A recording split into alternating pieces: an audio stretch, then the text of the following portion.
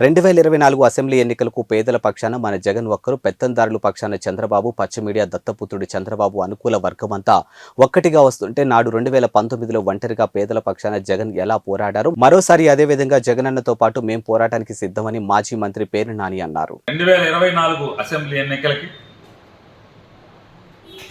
పేద మధ్యతరగతి వర్గాల పక్షాన, సామాన్యుల పక్షాన జగన్ ఒక్కడైతే, పెత్తందారుల పక్షాన ఈ రాక్షస మొక్కలు Chandrababu Naidu, Pawan Kalyan, Congress party, Bharatiya Janata party, CPI party, ఇలా చంద్రబాబుకు అనుకూల వర్గాలు ప్రతి కలిసి ఈ రాక్షస మొక్కలన్నీ ఒక్కటిగా ఈ పెత్తందారుల తరపున వస్తుంటే, నాడు 2019లో ఎలా అయితే జగన్ ఒక్కడే పేదల పక్షాన, మధ్యతరగతి వర్గాల పక్షాన, అందరి పక్షాన ఒక్కడై నిలబడ్డాడో, మళ్ళీ రేపు 24లో కూడా జగన్మోహన్ రెడ్డి గారి పోరాటానికి, పెత్తందారులకు వ్యతిరేకంగా జగన్ చేసేటువంటి పోరాటానికి మేమందరం సిద్ధం.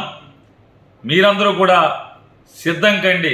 మనందరం కలిసి జగన్కి అండగా, పెత్తందారులకి వ్యతిరేకంగా, ఈ రాష్ట్రానికి మద్దతుగా పోరాటానికి సిద్ధం.